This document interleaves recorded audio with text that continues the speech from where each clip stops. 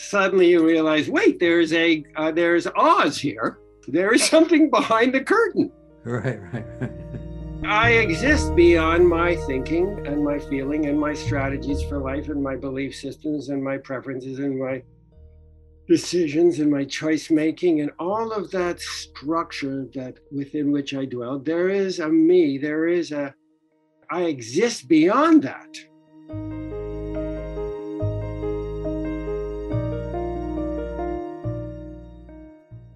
Welcome to Letting Go and the Greatest Secret, where we explore the end of your suffering and the beginning of lasting happiness. I'm Hale, and today we'll be talking with award-winning filmmaker, educator, and transformational coach, Barnet Bain. Barnet Bain is the author of The Book of Doing and Being and the third story, Awakening the Love That Transforms. He directed the film Milton's Secret, starring Donald Sutherland, based on a novelette by Eckhart Tolle. Producer of the Oscar-winning What Dreams May Come, starring Robin Williams. Emmy Award nominee producer of Homeless to Harvard, producer of The Celestine Prophecy, and director of The Lost and Found Family.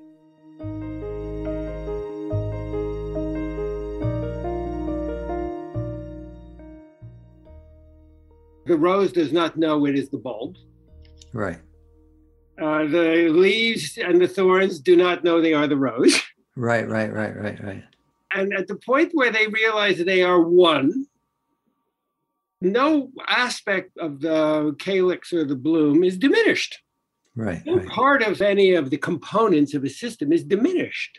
Right. But the awareness that you are both separate and connected as one.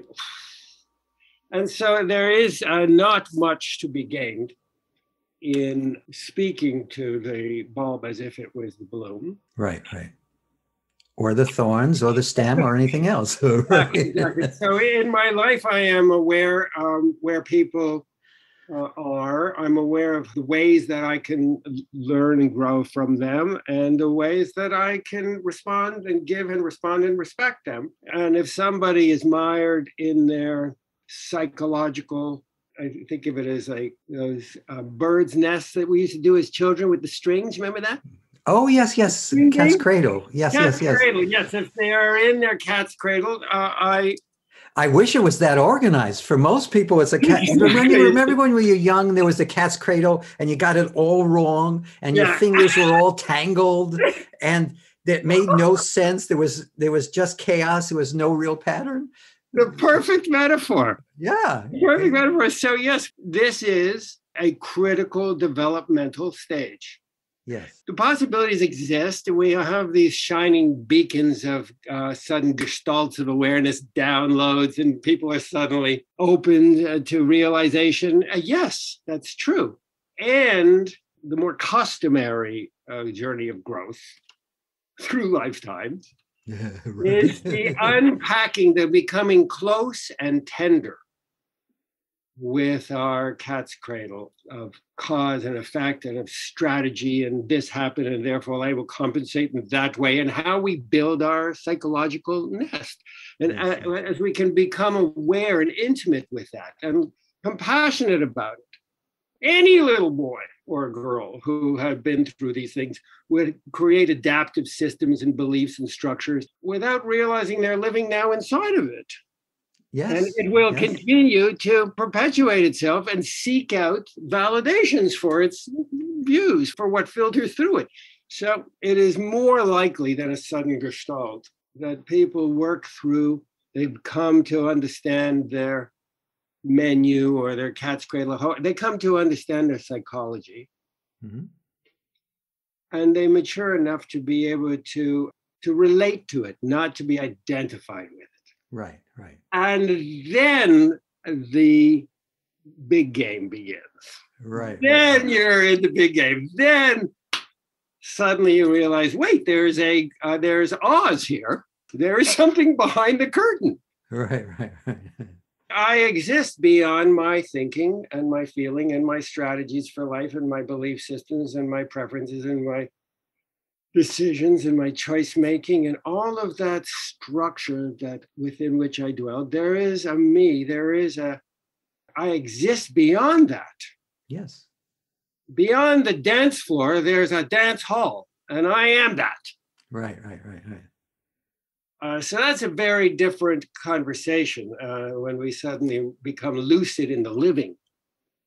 Yes. Lucid living. You realize I'm going all over here, but it's a pleasure to do it. So thank you.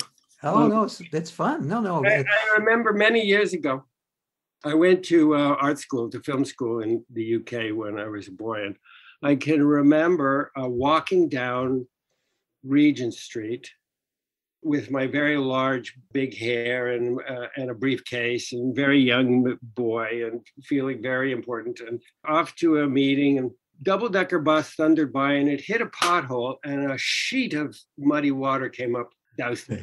And I was enraged. And I could swear that the conductor was hanging off the back of the bus and that he was, I didn't know whether he was laughing, probably, because that's the way I looked at the world in those days, me versus the world. Right. And at that moment, the alarm went off in my bedroom and I woke up in my little apartment in downtown Manhattan. And for this brief period, this liminal period, I was neither in the London experience nor in the New York experience, but both and. And there was a distinction there. In the London experience, I suddenly realized I was dreaming the entire experience. But in that one, in the London experience, there was this little skin encapsulated avatar. I viewed the world through his eyes. And yet I was the creator of it all. Not just my little avatar, but the bus, the water, the mud, the buildings, the broken glass beneath my feet. I generated it all. Yes. And didn't know it. The difference between that experience, both are true. Both are true. One is more empowered, but both are true, equally true. The experience of me in my bed was as the awakened dreamer, realizing I was the whole thing. So likewise, lest we think for a moment, that is not the situation here.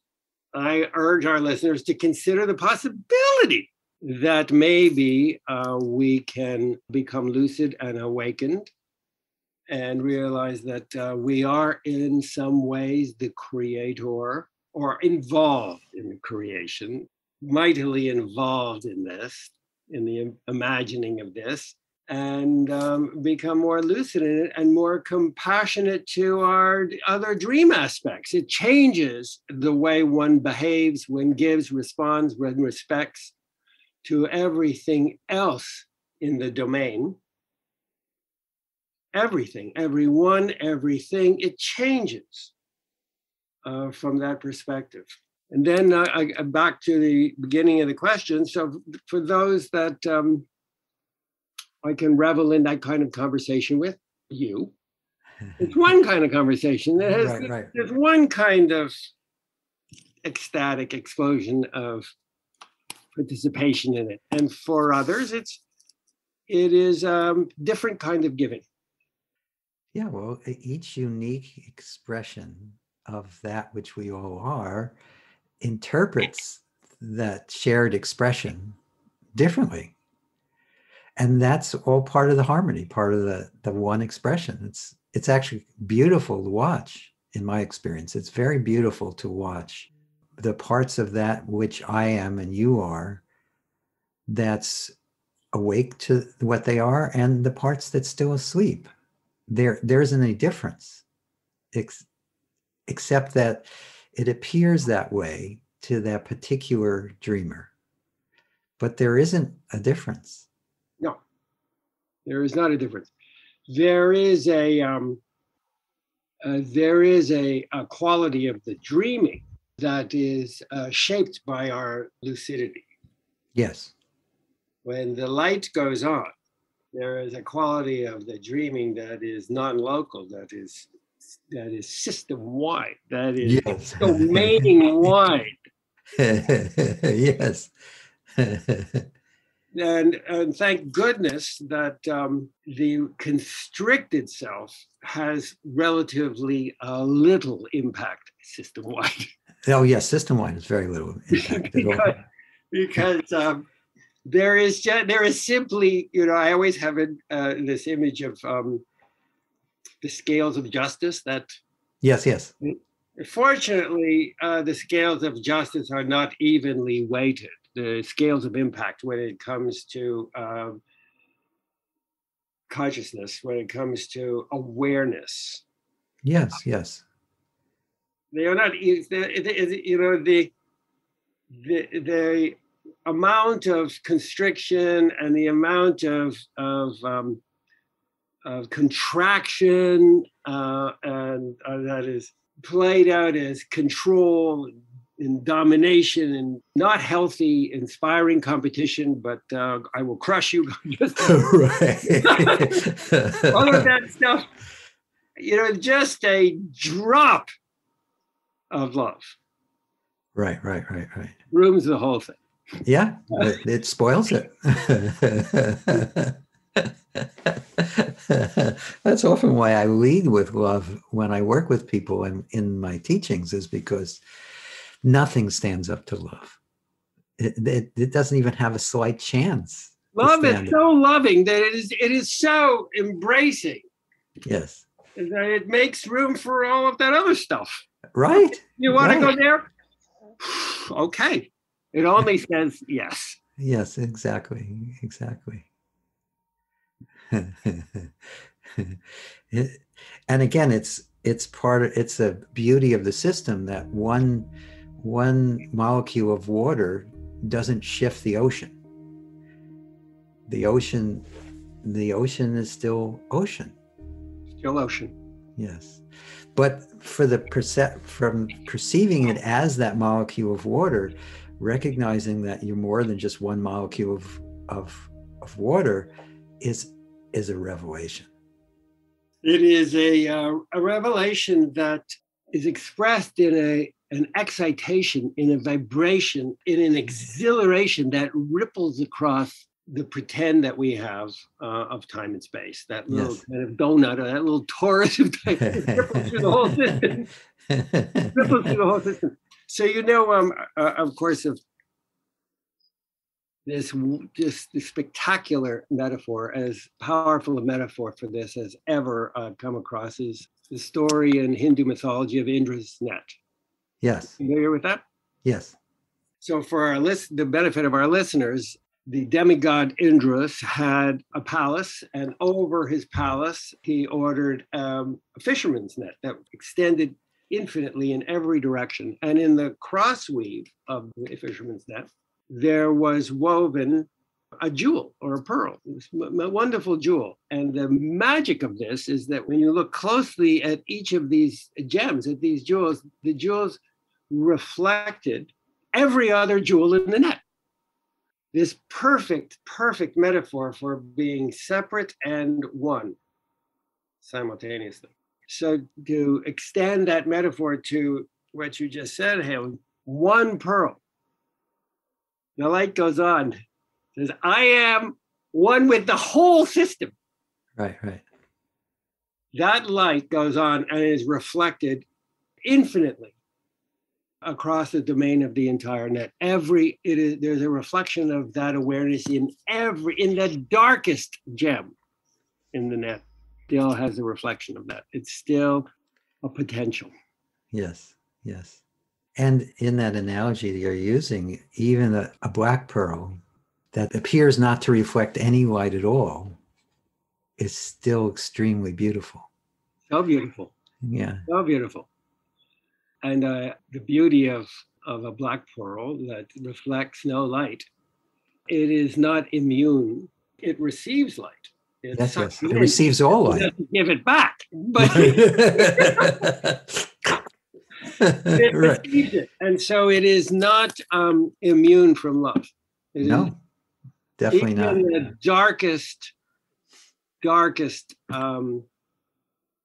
constriction is not separate from love. Right. true. Beautifully put.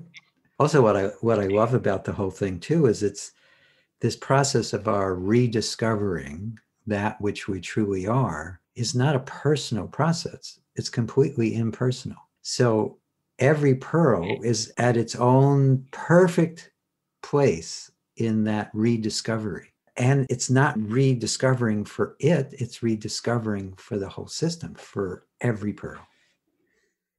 Yes, that's the net effect of the net. It's the net effect. In my own experience, as my personal, I'll use this language, it's risky language. I don't mean it as a diminution in any way. Mm-hmm. In any way. There is a lesser me, not less than me, just less cylinders firing. Right. There's a lesser me and grander me's. Uh-huh. So as I close the gap, integrate and become integrated, Yes, yes. receive and be received by the more, there is an excitement. There's a palpable thrill to it. There's a joy to it. There is There's a joy for sure, yeah. To it. It is both like and totally unlike the feeling of first love. But it's like that in that it's such a palpable experience. It's totally unlike that because it's not about me and it's not right. It's not about two. It's not about one. Three pieces. Yeah. Yeah. It's just a sense of tumbling. It feels to me like tumbling home, rolling downhill. Yes. Tumbling home. Yes. So for our listeners who some of whom may have certain thoughts and feelings and some clutter that stands in the way of their experience of that, what we're talking about is a sense of you with a capital Y. And some call it all kinds of things, God or awareness or consciousness or you or higher self, all kinds of things. Yes. The dance floor, the dance hall. I am story maker and a filmmaker, and beautiful one too. Thank you. I love your films. Thank you so much. So the early Greek theater and even up to Shakespeare's day, theater happened, storytelling. In our dimensional experience, we make meaning through narratives and through stories, but these stories are shared in the round, always in the round. It's a modern function to actually create a proscenium arch. It is an indication of yet another expression of how we separation. Yes, that's exactly what it is. Right? I don't even want to share my stories fully so I'll create another layer. So if we imagine like the Globe Theater, Shakespeare's Globe Theater, there is the play on stage. Yes. And imagine ourselves involved in the play the play of our lives. All the world's a stage, and we're in it. And if we can remove our focus, our consciousness from being on stage to sitting in the balcony, somewhere in the round of the theater, now we begin to change the center of gravity from being in the drama to watching. I am now the space that holds it. Yes. Things begin dramatically to change because now we are now opening up space beyond our thinking and feeling and even our physical processes. And we're becoming the space wherein that plays out. Yeah. Well, we become the theater. We become the theater. We want to bring the identification with the theater. We want to relate to what's happening on the stage, but identify with the theater. We want to bring that identification with the theater into the moment by moment experience of our daily lives. You want to bring that into how you relate to yourself, to others, to people, to things, to traffic, to you want to bring all of it. All of it. And again, that's the integration, to see yourself reflected in all form, and yet notice that you're also that which is shining through all form at the same time is beautiful. And And you it's will real. shine differently. That's right. Of course. You Well, will shine differently. no, totally. Because each form is still a unique expression. People worry about that, or they forget about that. They think, oh, I'm just going to be empty. Yes, you'll be empty of any specific identification, but you'll be full of that which defies description. And yet Wind, you will be wind brings, through a flute. You will not lose your sense of self as a flute, but you will experience the joy of the music that is expressed through you. You are wind through a flute. Right. Mm-hmm. Beautifully said. So how is the one living through you now? What's bringing you the most? Experience doesn't really bring joy. No, it's not projects. Right. Projects are fun. It's not projects. It is my willingness to be, the language is unfortunate. It is. What are you going to do? It's very difficult to parse it into. It's very difficult to parse it into language. I think you'll like this. I say sometimes in my seminars, I say language is just symbols representing concepts about that which never really was. Exactly. That's exactly right. It's about concepts and the concepts are usually, expressions that are they're inventions. They're all inventions. There are no, just when things are true until the next truth. Right. Until the superseding truth. So there is I'm having an experience of opening to love. That's a fun one to be involved in.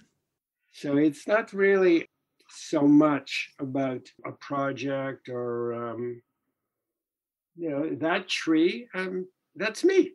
Right. This bottle, it's me. Yes. So what could be bad in that? I don't know.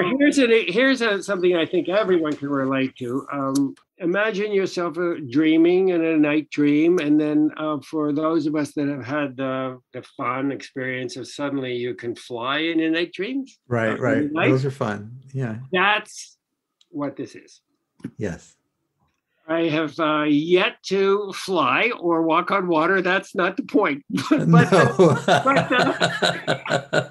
the exhilaration of that is that's a pretty good indicator. Yes, I agree. I love this quote from Nisargadatta Maharaj.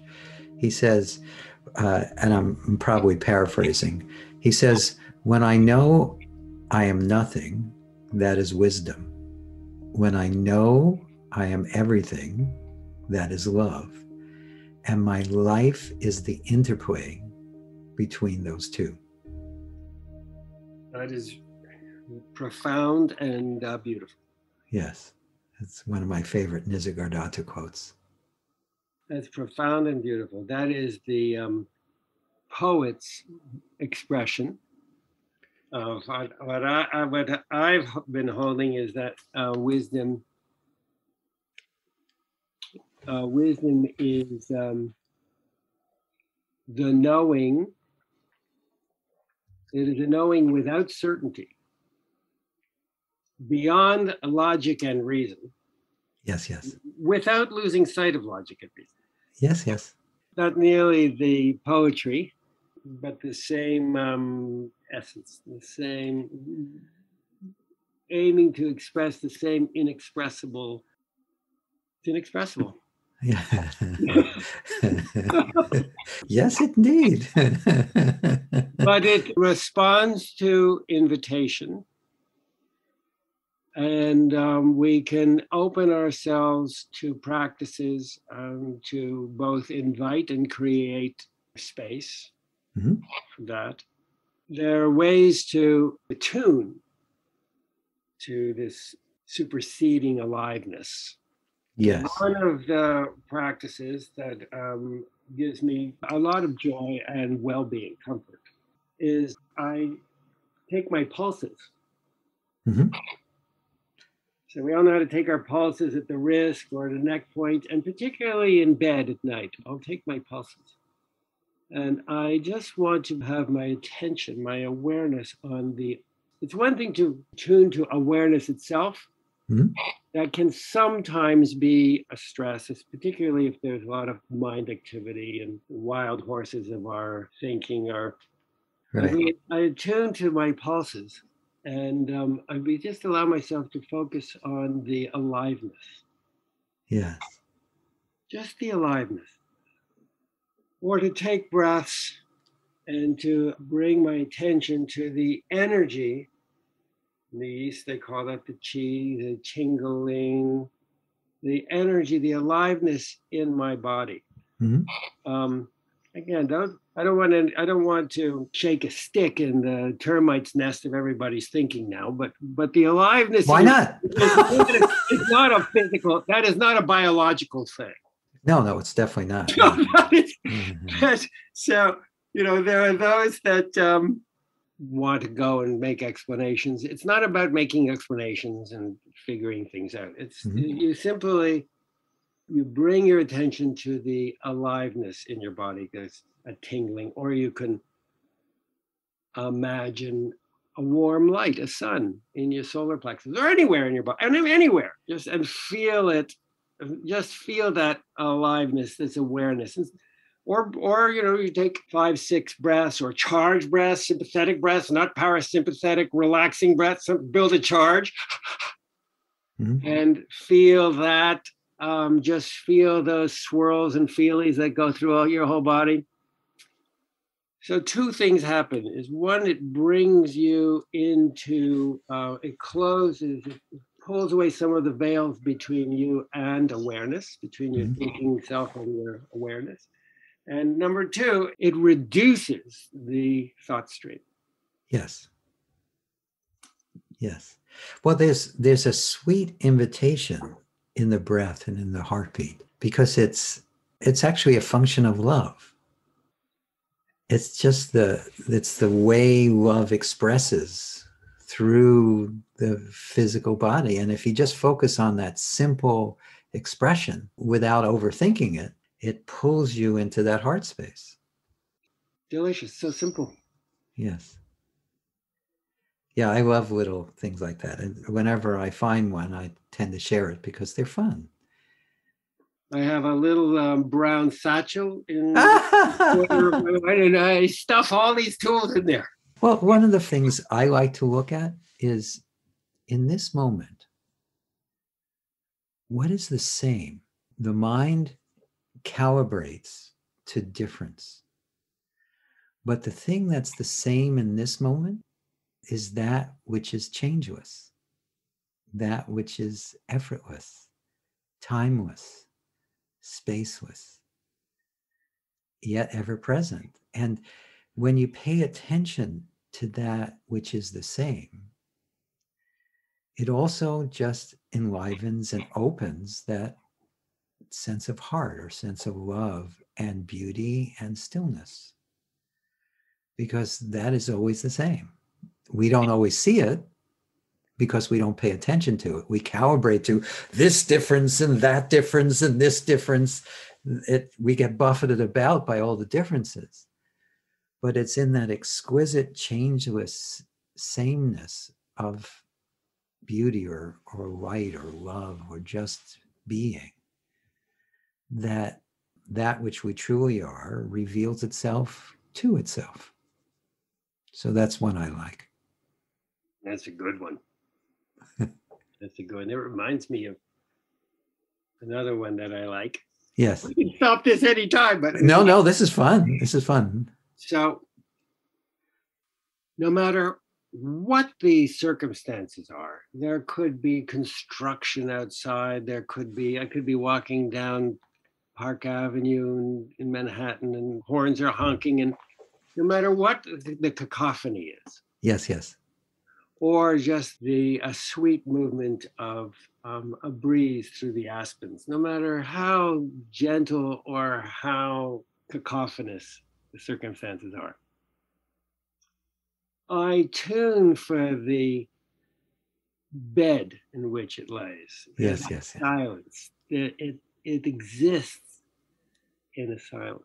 There are Yes. moments, and in words, the words get laid out like throwing grains of rice into a spring, and they float down the spring. I Yeah. to the silence, which is the spring, Right, right, right, right.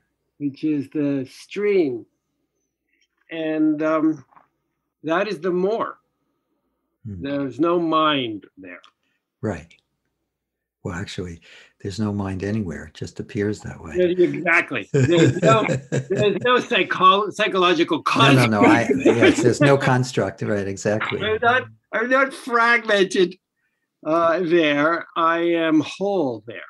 Yes, exactly. And that's wonderful. And another one, really quickly, is to be constantly alert to beauty, which is a direct communication from awareness, from consciousness itself, from your view. Direct communication. There is no logic in beauty. Yes. No logic whatsoever. I mean, the best that one can do about beauty is to say that it's a simultaneous experience of ecstasy and serenity. Yes. The mind goes freaking crazy with that. What? It can only do one thing at a time, let alone celebration and contemplation simultaneously. Yes. So, this beauty there should not be a place for beauty. There is no place for beauty in the psychological construct. Doesn't exist. No, it doesn't exist. So you attune to beauty through the day. There's that wonderful movie it's years ago, American Beauty. Remember that? Yes, yes.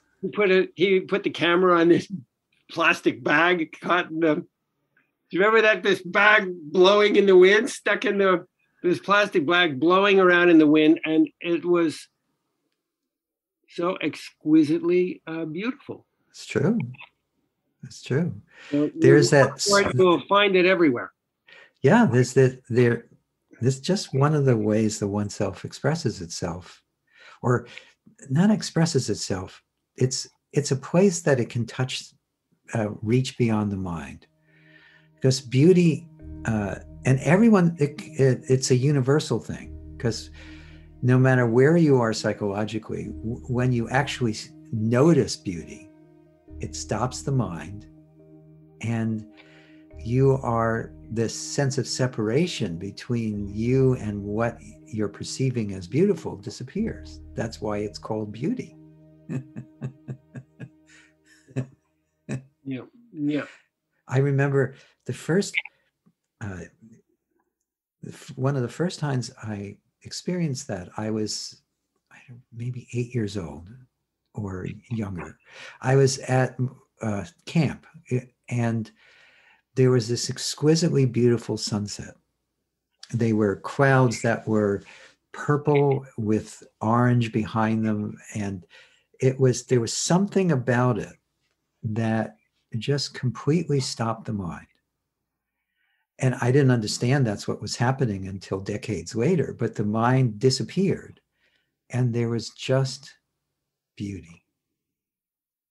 And what's wonderful about that is it's a universal experience that everyone listening to this has had, where you're just that sense of suffering and contraction and noise or whatever where we usually live is swept away in the beauty.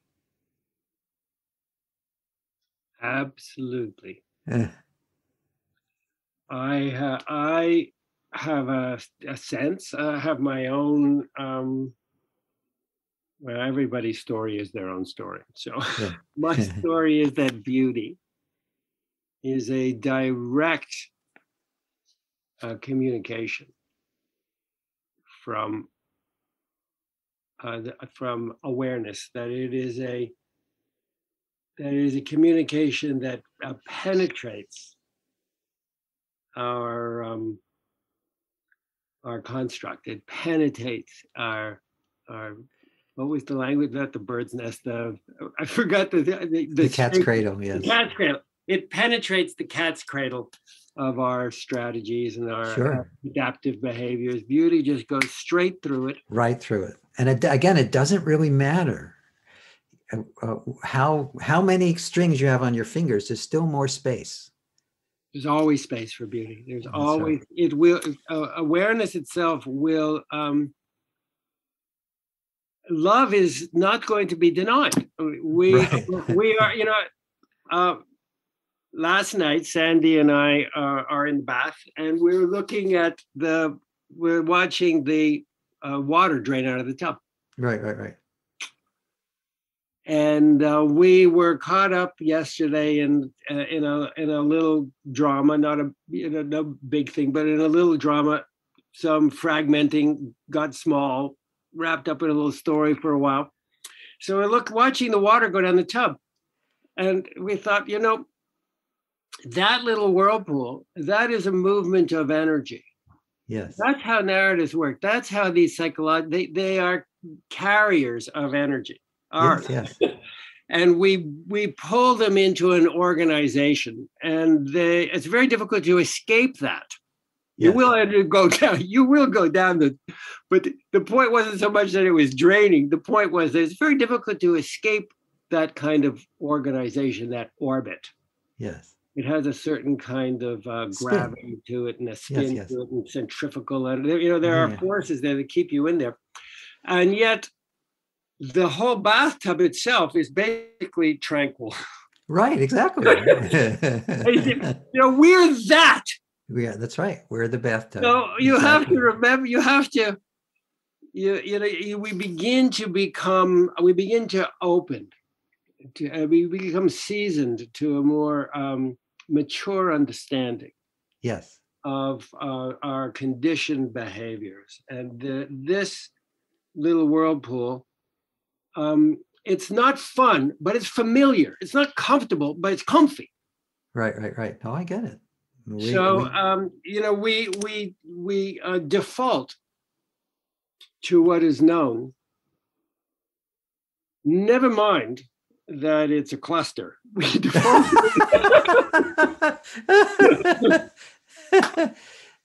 Yeah. And it's very helpful to understand that.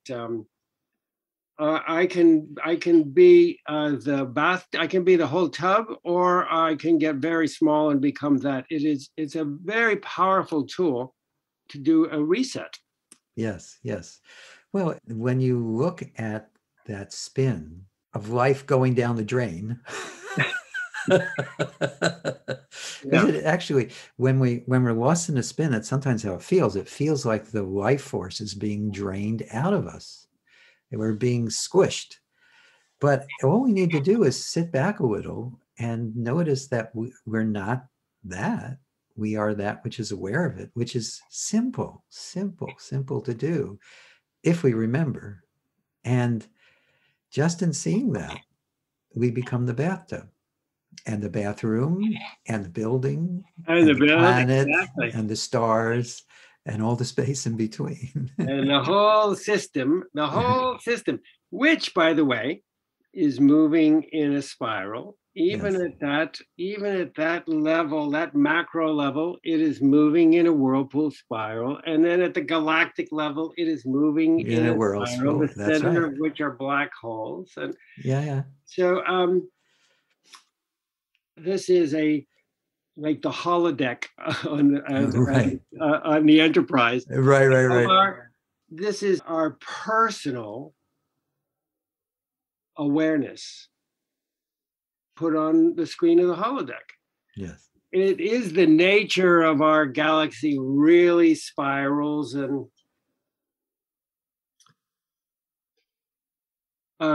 from here, from my localized self, I cannot know anything for sure, but I do know, I am as sophisticated as probably the next person around the facts that we collude on.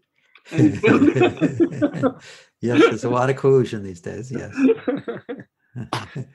But These forces are what holds, they hold our narratives together. That's right. They generate, when we invest our consciousness into them, they generate their own dreaming rules. You have gravity, we're suddenly held to it, Yes, and yes. more insidious, our fixed ideas are held. Mm-hmm.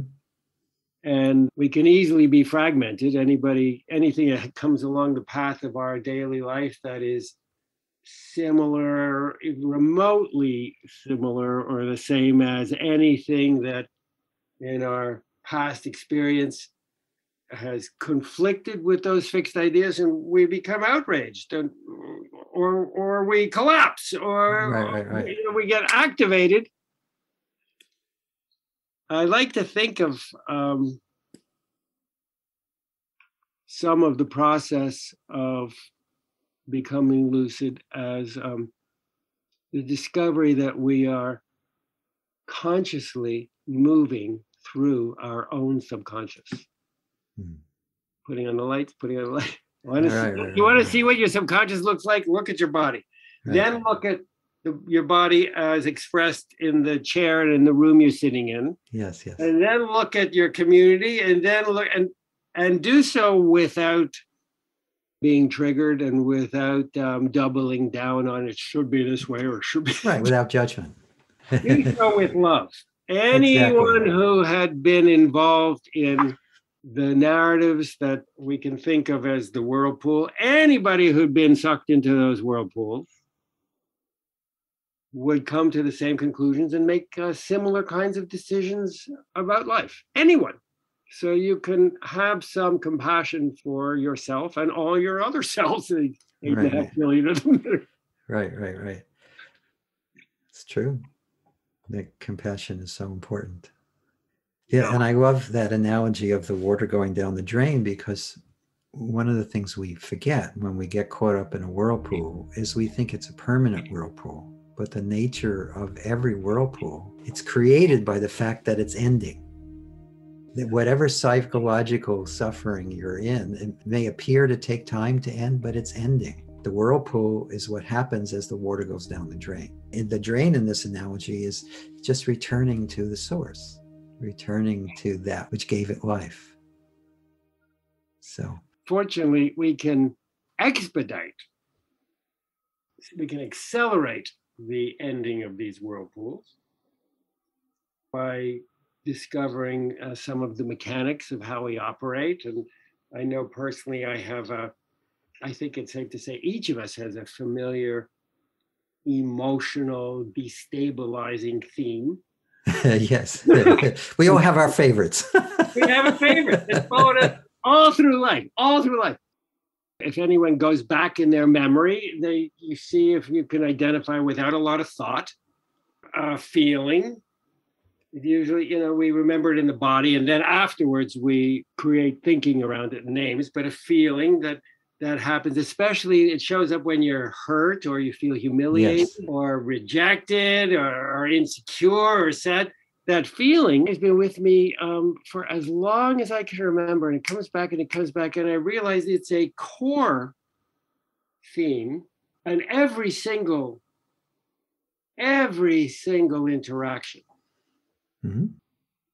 arises out of a strategy to, I'll be specific. So for me, it's, it sounds like I'm not good enough, or I'm unlovable, or I'm bad, or I didn't do it right, or I'm stupid, or I'm too much, or I don't belong. And every single interaction with everyone, good or bad, is some kind of an accommodation. That is at the bottom of it. Right. Well, actually, you know what? There's something deeper. Yes, I'm ready to hear that. Well, it's very simple. That is still attached to some form of identification with the sense of I or me. Yes, what's deeper is what we're talking about. No, I understand that, but in between where they meet is still that there's the hook that it's spinning around. And when you check to see if you actually are that one, or you're that which is aware of it, that unhooks the entire spin. Unhooks it all. Right. Unhooks it all. You're absolutely right. To be able to say, I am aware of this theme. Yes. Now you've swung open the door to freedom and to joy and to an end to struggle. Yes. Yeah, that's precisely it. That's exactly Yes. it. You, Yes. And you've been talking about your ways of bringing awareness to your life, this whole conversation, which has all been beautiful. yeah. So I had just looked at the time. I don't know where it went. Oh no. So before we end, is there any a parting gift you have for everybody that you'd like people to take away with them? Sure. Like us to take away with us? Sure. There's always parting gifts. Yes. Remember the love.